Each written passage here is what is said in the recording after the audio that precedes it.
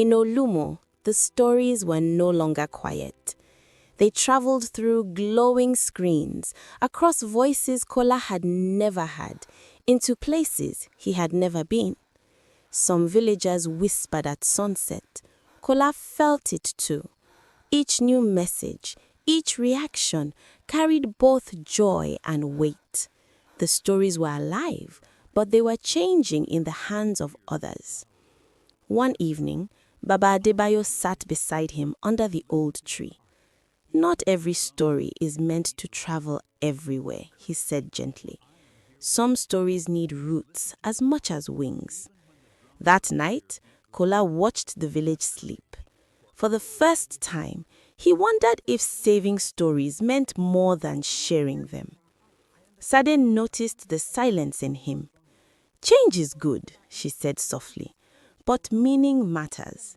We must carry the stories carefully." Kola nodded. He realized then that growth was not only about moving forward. Sometimes it was about pausing and listening. And so the stories wait.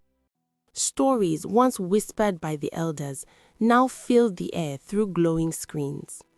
The youth, phone in hand, shared the stories with the world, while the elders stood beside them, still watching in awe. Sade spoke to the crowd with confidence, guiding them into a new future while honoring the past. Sade said to the youth, "We're the next generation of storytellers. Let's carry our stories forward." Kola stood apart, watching the growing crowd, the weight of his decision heavy on his shoulders. Was this the right way?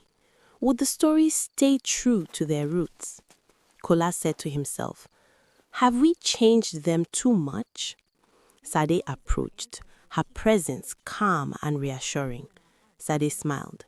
"It's not just about telling them, Kola. It's about making sure they live on." Kola nodded slowly. "I hope you're right." A figure standing in the shadows, holding a phone, uncertain. Who is he? And what role would they play in the future of... The stories of Olumo had traveled farther than anyone imagined. They were shared, reposted and retold, sometimes with care, sometimes without meaning. One morning, Kola noticed something strange. The same stories, different voices, different intentions. The words were still there, but the soul felt thinner. Sade noticed it too. "They're changing the stories," she said quietly, not out of cruelty, but out of convenience. Kola felt the weight return. If stories could travel freely, they could also be taken freely. Baba Adebayo spoke only once. A story without its people becomes noise. That night, Kola made a decision. If the stories were going to live, they needed guardians, not just storytellers.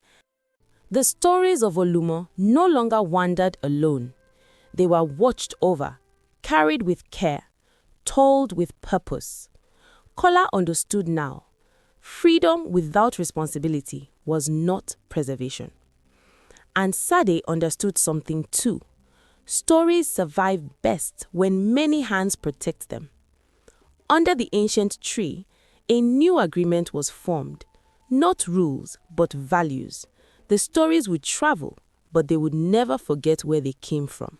The story spread faster than Olumo imagined, farther, wider. Some were celebrated, others misunderstood. Sade saw the changes first. "They are losing the meaning," she said. Kola paused. Sharing was never the problem. Losing the heart of the story was.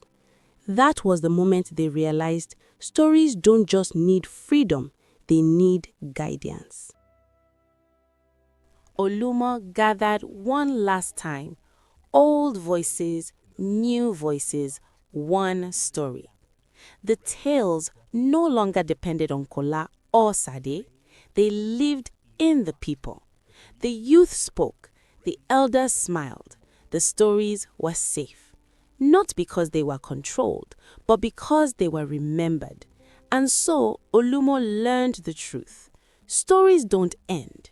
They continue through those willing to carry them.